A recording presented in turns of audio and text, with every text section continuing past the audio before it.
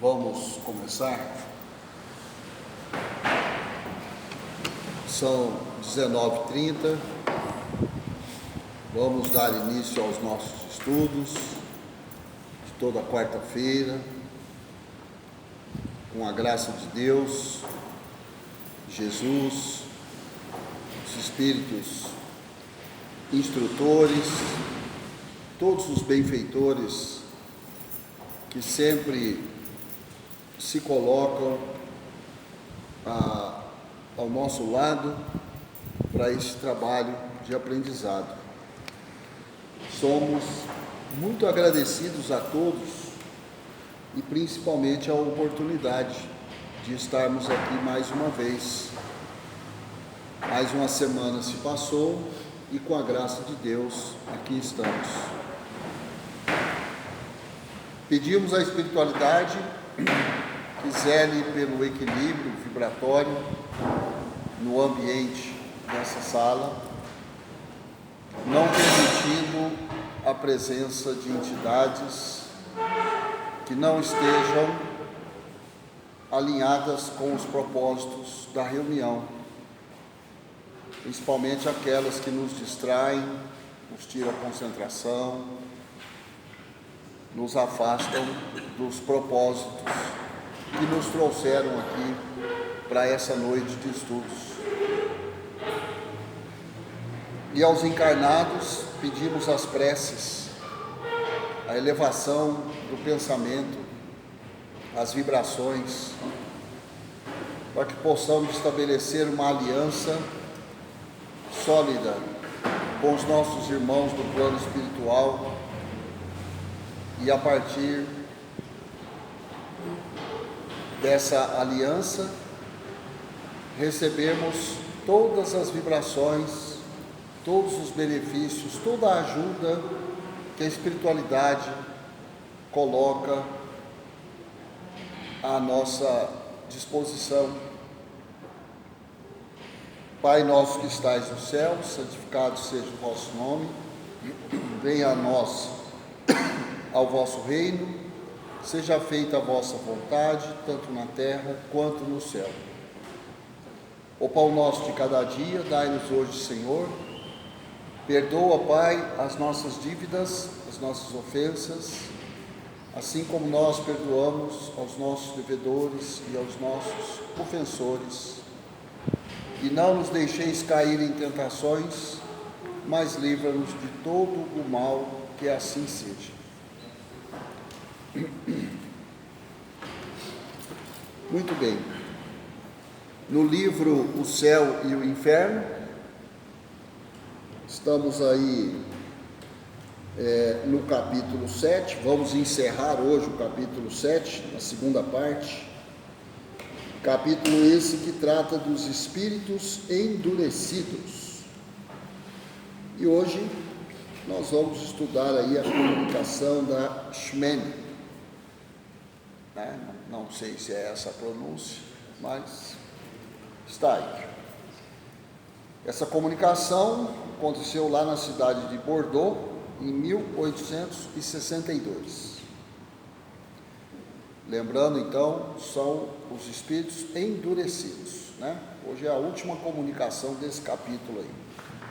Sob esse nome, um espírito se apresenta espontaneamente ao médium, habituado a esse gênero de manifestações, pois sua missão parece ser a de assistir os espíritos inferiores, que o seu guia espiritual lhe conduz, no duplo propósito da sua própria instrução e do progresso deles.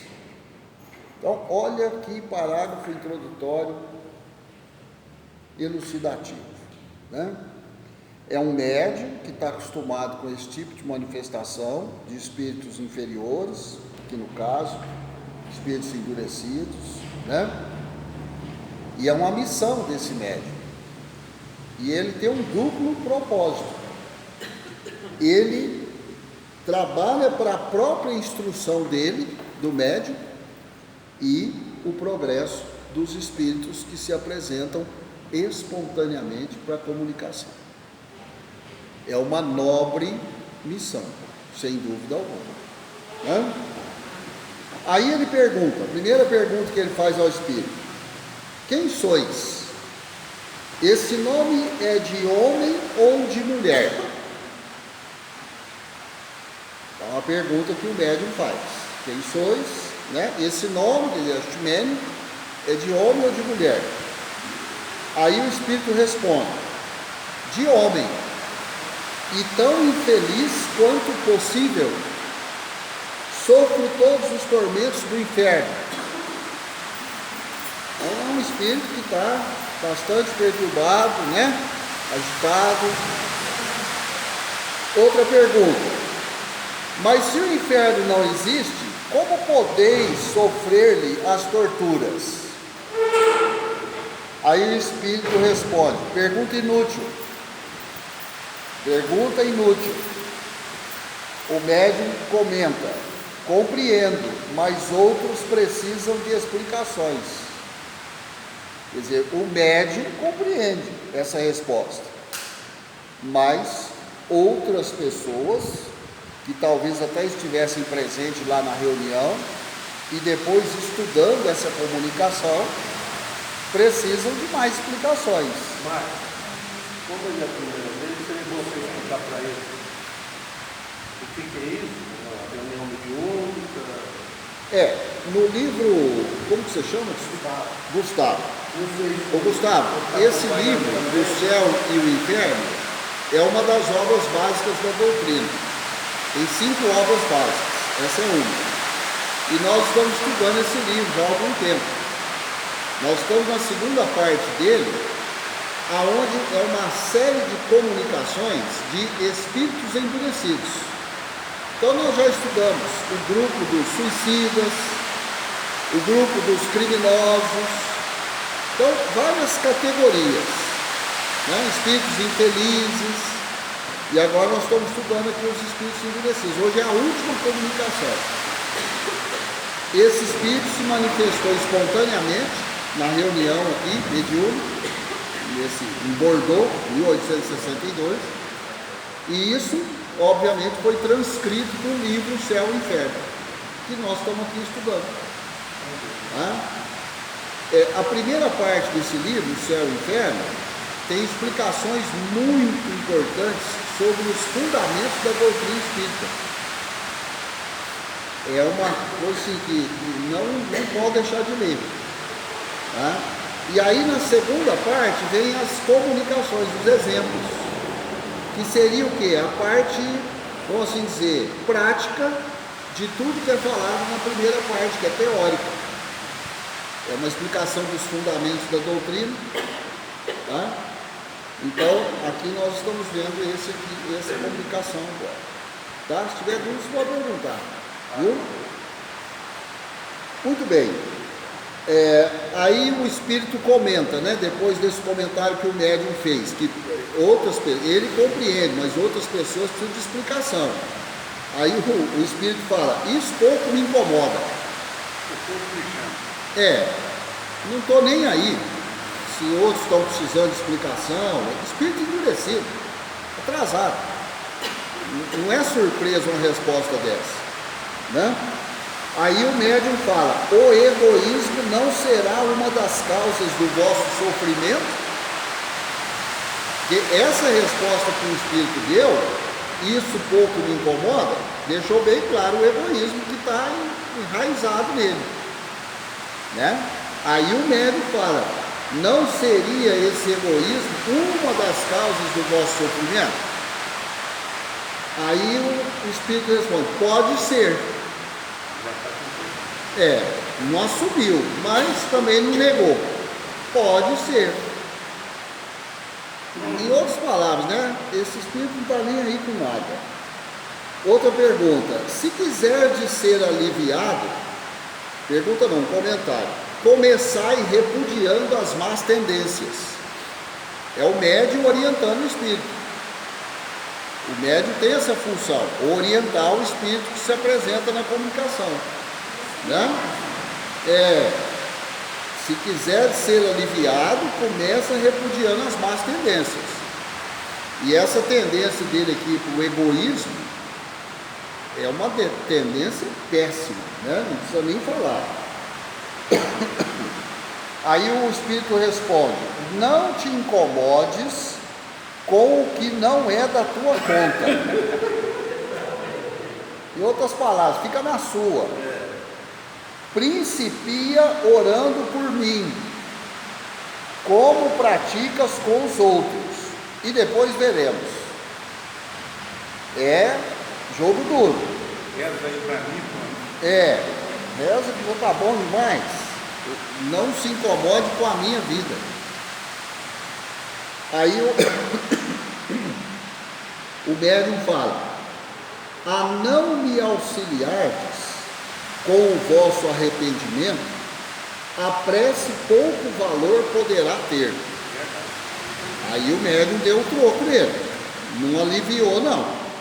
Se você não se arrepender de ser desse jeito que é, endurecido, egoísta, indiferente, não vai adiantar eu orar por você.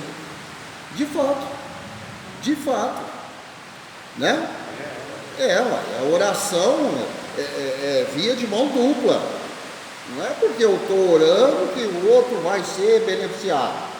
Ele precisa querer ser beneficiado. Lógico, né? Muito bem, então vamos ver o que o Espírito vai falar, porque certamente ele vai falar alguma coisa. Aí ele diz: mas falando em vez de orares, menos ainda me adiantarás. Quer dizer, ele não arreda a pé. Ou seja, você está conversando demais e orando de menos. Eu só quero que você ore por mim. Aí o médium fala: então desejais adiantar-vos? Ele responde, o Espírito: talvez, não sei. Vejamos o essencial, isto é, se a prece alivia os sofrimentos. Quer dizer, ele está focado nisso só. Ora por mim, quer dizer, aí você orando por mim, tudo vai se resolver. E o médium já falou: se você não mudar, oração não tem efeito. Não tem efeito nenhum. Aí o médium fala: unamos então os nossos pensamentos com a firme vontade de obter o vosso alívio. É a proposta que o médium faz. Vamos unir nossos pensamentos em seu benefício, aliviar o seu sofrimento. Aí o Espírito fala: vá lá, né? Aí o médium, depois da prece, estás satisfeito? Então o médium orou, e aí depois perguntou para o Espírito: está satisfeito? Ele responde: não como fora para desejar. Quer dizer, não está satisfeito. Não está completamente satisfeito, não. Aí o médium fala: mas o remédio aplicado pela primeira vez não pode curar imediatamente um mal antigo. O médium é bom, hein? O médium coloca as palavras certeiras, né? Remédio num mal antigo não vai fazer efeito de cara. Você está doente há quantas existências? Provavelmente. Aí a primeira oração, está tudo resolvido? Não, senão seria muito simples, né? Aí o Espírito responde: é possível. O médium: quereis voltar? Voltar na sessão de comunicação. Aí o Espírito fala: se me chamares. Então quer dizer, alguma coisinha mexeu com ele. Alguma coisa ele melhorou. Está longe do ideal.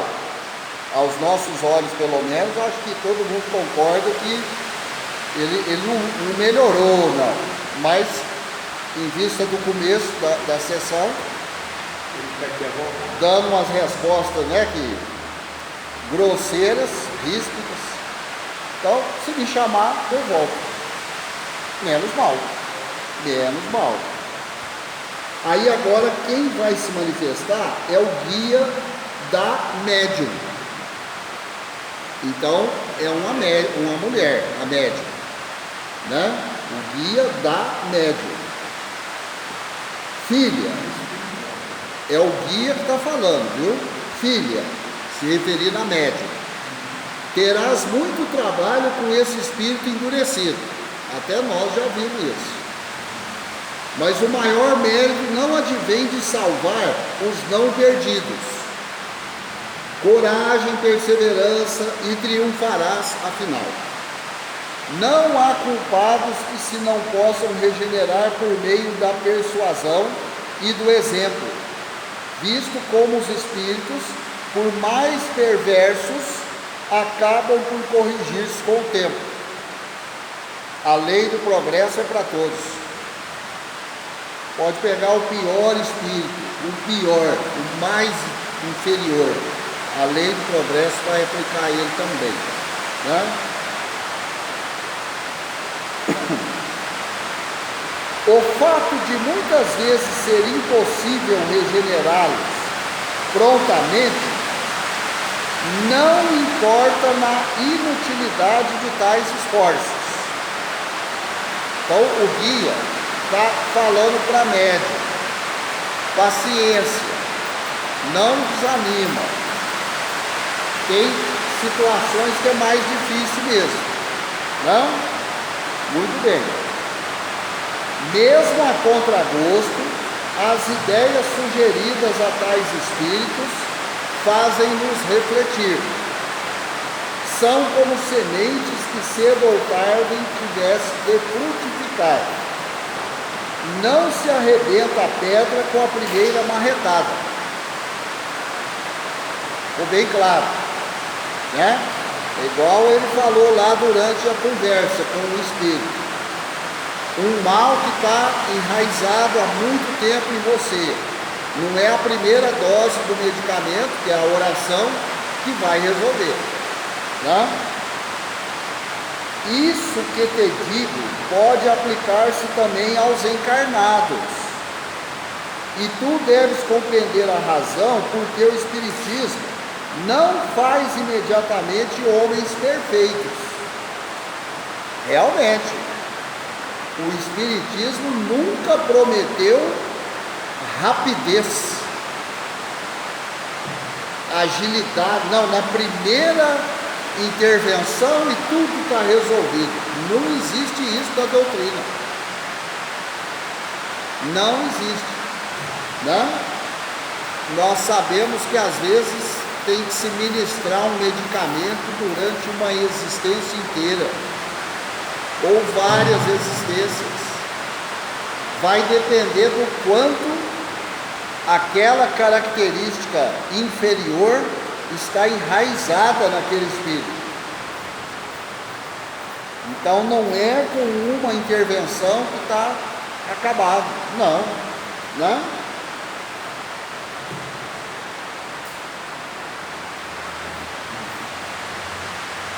Isto, então vou repetir aqui: isto que te digo pode aplicar-se também aos encarnados, e tu deves compreender a razão porque o Espiritismo não faz imediatamente homens perfeitos, mesmo entre os adeptos mais crentes. A crença é o primeiro passo, vindo em seguida a fé e a transformação a seu turno. Mas além disso, força é que muitos venham revigorar-se no mundo espiritual, né? Então, às vezes, o tratamento começa aqui enquanto encarnados, e a consolidação desse tratamento vai se dar quando estivermos desencarnados no plano espiritual. Então, gente, a coisa não é fácil. A gente sabe muito bem o que é o egoísmo. Pelo menos temos uma ideia, né? A inveja, a cobiça, né? A avareza, a falta de humanidade, o orgulho. Sabemos muito bem. Não é fácil se livrar desses sentimentos. A gente sabe disso. Nós mesmos muitas vezes nos surpreendemos tomados por esses sentimentos. É porque a gente não presta atenção nas nossas ações, não somos tão vigilantes com o nosso pensamento como deveríamos ser, mas é fácil a gente mesmo se surpreender com uma dessas decadências. Então, não é fácil se livrar disso. Por isso que a gente fala sempre aqui, a nossa tarefa é muito grande. É tarefa para muitas existências. É um esforço continuado de uma existência após a outra. E isso contando com todo o apoio da espiritualidade, dos espíritos superiores, dos anjos de guarda, daqueles que oram por nós, das nossas próprias orações, né? Porque às vezes, mas eu estou há tantos anos trabalhando na obra assistencial, no centro, estou a vida inteira cuidando da sopa, da cesta básica, de levar a cesta lá na periferia. Pois é, você acha que é muito isso? Por que você acha que isso é muito? Você virou um juiz dos seus próprios atos? A soberba. A soberba. Quem é você para fazer auto-julgamento? Então, não é fácil. Não é fácil. Tá? Por isso que a gente está aqui encarnado. E provavelmente vamos reencarnar muitas vezes por aqui ainda. E se for por aqui, tá bom demais para nós. Vocês sabem disso. Porque se a gente não fizer o básico, nem aqui nós reencarnamos. Nem aqui. Então, o negócio não é brinquedo não, né? Aí vem um comentário sobre isso que o guia da médium falou. Entre os espíritos endurecidos, não há só perversos e maus. Grande é o número dos que, sem fazer o mal, estacionam por orgulho, indiferença, apatia. Estes nem por isso são menos infelizes, pois tanto mais os aflige a inércia, quanto mais se veem privados das mundanas compensações. Então, é o que às vezes a gente escuta, mas eu não faço mal para ninguém. Pois é, mas às vezes eu estou nessa condição aqui, ó, orgulho, indiferença, apatia. Estacionei. Ficar estacionado é tão terrível quanto. Então, não temos outra alternativa, é fazer o bem. Não tem opção B. Não tem plano B, só tem o plano A, fazer o bem, em qualquer circunstância, para quem quer que seja, indiscriminadamente. Não é fácil, né? Continuando. Intolerável, por certo, se lhes torna a perspectiva do infinito. Porém, eles não têm nem a força nem a vontade para romper com essa situação. É o que a gente está vendo aqui desde o início do estudo desse capítulo. Esses espíritos endurecidos, tem uma coisa que arrebenta com eles. Eles entendem que a punição e o estado de infelicidade deles é eterno. E isso aí deve ser uma aflição terrível. Eles não conseguem enxergar que vai ter um termo, um fim dessa situação. Não se sabe quando, mas vai ter um fim. Mas eles ficam com a ideia fixada de eternidade das penas. E isso é uma aflição, um sofrimento sem igual, né? Referimos-nos a esses indivíduos que levam uma existência ociosa, inútil a si, como ao próximo. A si e ao próximo, hein? Acabando muitas vezes, né, no suicídio, sem motivos sérios, por aborrecimento da vida.